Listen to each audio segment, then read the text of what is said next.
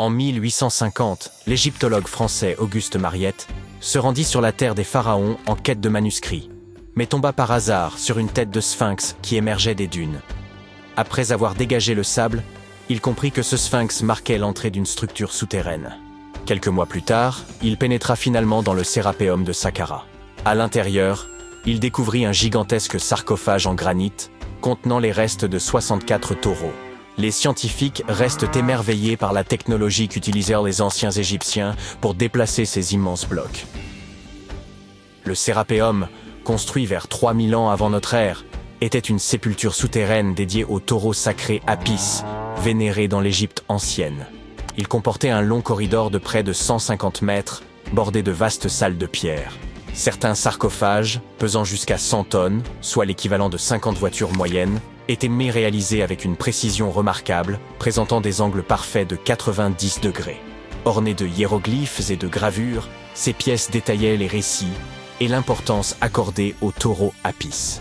Aujourd'hui, seuls 24 sarcophages subsistent. Dans l'Égypte antique, les taureaux Apis occupaient une place prépondérante en raison de leur lien avec le dieu Ptah. Ils étaient perçus comme porteurs de son esprit et de sa sagesse, tout en soutenant le pharaon et son peuple. Les prêtres identifiaient ces taureaux sacrés en recherchant des signes distinctifs. Un triangle blanc sur le front, symbole de lumière divine, une marque dorsale évoquant l'aile d'un vautour, et une forme de scarabée sous la langue, associée à la réincarnation. Lorsqu'un taureau portait ces marques, il était considéré comme élu par Ptah et traité avec vénération. Ces animaux vivèrent dans un temple dédié à Memphis, ville où l'on honorait Ptah, et bénéficièrent des soins les plus attentifs, ainsi que d'offrandes de visiteurs désireux de recevoir leur bénédiction. À leur mort, les taureaux Apis étaient momifiés et honorés avec la plus grande solennité. Lorsque Mariette pénétra dans le Sérapéum, il observa des traces de rouleaux sur le sol des galeries et découvrit 2 treuils horizontaux en bois, chacun muni de 8 leviers. Par la suite, d'autres explorateurs signalèrent la présence de doubles rails. Les chambres funéraires étaient situées à un niveau inférieur au sol du couloir. Pour positionner les sarcophages, les ouvriers remplissaient ces chambres de sable, permettant ainsi un déplacement en ligne droite. Ensuite, le sable était progressivement retiré, abaissant doucement les sarcophages dans des emplacements parfaitement taillés dans la roche. Une inscription en pierre trouvée dans le Sérapéum mentionnait qu'à l'époque de Ptolémée II, en 247 avant notre ère, il fallait 28 jours pour placer un seul sarcophage avec son couvercle. L'incroyable précision des sarcophages, notamment leurs angles de 90 degrés, s'explique également par les avancées géométriques des anciens Égyptiens. Dès 1850 avant notre ère, ils rédigèrent des traités de géométrie, démontrant qu'ils connaissaient une valeur approximative de pi et savaient calculer le volume d'une pyramide tronquée. Ces compétences avancées en mathématiques expliquent leur capacité, 5 siècles plus tard, à sculpter des surfaces parfaitement planes. Bien que tout cela puisse sembler logique, certains pointent des incohérences. La taille des sarcophages dépasse largement celle des taureaux, alors que les pharaons étaient inhumés dans de petits cercueils, à peine adaptés à leur corps. De plus, ces sarcophages, réalisés en granit avec une précision remarquable, auraient pu être fabriqués en calcaire, un matériau bien plus facile à travailler. Le transport de ces immenses sarcophages semble réalisable en théorie, mais reste complexe. Si une personne pouvait tirer environ 200 kilos, il aurait fallu au moins 250 personnes pour déplacer un seul sarcophage. Or, les tunnels du Sérapéum sont extrêmement étroits, excédant d'à peine 60 cm la largeur des sarcophages eux-mêmes. Il aurait été impossible que des centaines de personnes se serrent dans ces espaces confinés pour tirer les sarcophages. Et quand bien même, comment auraient-elles pu faire pivoter les blocs dans ces étroits couloirs, les abaisser dans leurs niches et les positionner parfaitement au centre? Pourtant, cela a été réalisé pas moins de 24 fois, chaque sarcophage étant impeccablement centré. De surcroît, les chambres étaient recouvertes de poussière, sans aucune trace de suie provenant des lampes, ce qui impliquerait de travailler dans une obscurité quasi totale.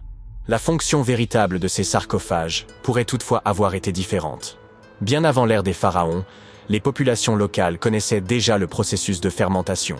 Ce phénomène survient lorsque des micro-organismes, comme les levures, consomment des substances comme l'amidon, produisant ainsi du gaz carbonique et de l'éthanol.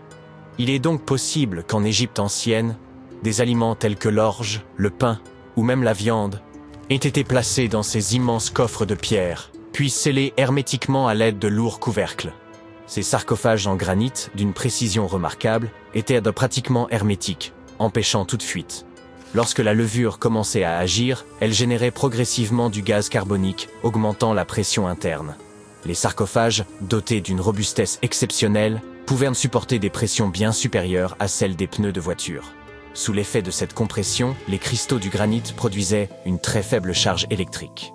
Ce phénomène était possible grâce à la présence de quartz dans le granit, un matériau réactif à la pression. Par ailleurs, l'ajout de viande ou de parties animales aurait pu favoriser le développement des levures. La viande contient en effet de l'acide oléique, un élément nécessaire pour que les levures continuent de croître et résistent aux effets toxiques de l'éthanol qu'elles produisent. Ainsi, avec l'accumulation de gaz et la production d'électricité, ces sarcophages n'auraient pas uniquement servi d'anciens garde-manger, mais auraient pu être de véritables systèmes énergétiques. Au fil du temps, la pression interne devenait si élevée qu'elle pouvait repousser le couvercle, libérant le gaz avec un bruit sec. Toutefois, lorsque le sérapéum fut redécouvert en 1850, d'anciennes peintures montrèrent que des pierres étaient empilées sur certains couvercles. Cela suggère que, dans l'Antiquité, des efforts furent entrepris pour alourdir ces couvercles afin de limiter les pertes dues à la pression interne. Ce poids additionnel permettait également aux cristaux de quartz du granit de continuer à générer davantage d'électricité sous l'effet de la pression. Si quelqu'un ouvrait l'un de ces sarcophages de pierre plusieurs millénaires plus tard, il ne découvrirait à l'intérieur que les ossements des taureaux déposés à l'origine. C'est précisément ce que Mariette a mis au jour dans les années 1850. Peu après les premières fouilles effectuées au cours de la seconde moitié du XIXe siècle, le sérapéum fut ouvert aux visiteurs.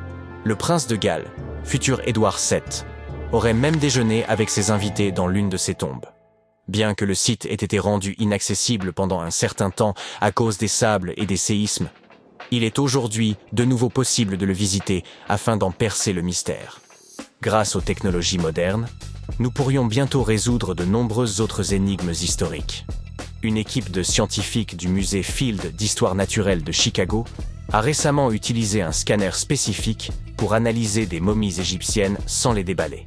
Les chercheurs ont soigneusement transporté 26 momies sur des chariots adaptés jusqu'au parking où se trouvait le scanner.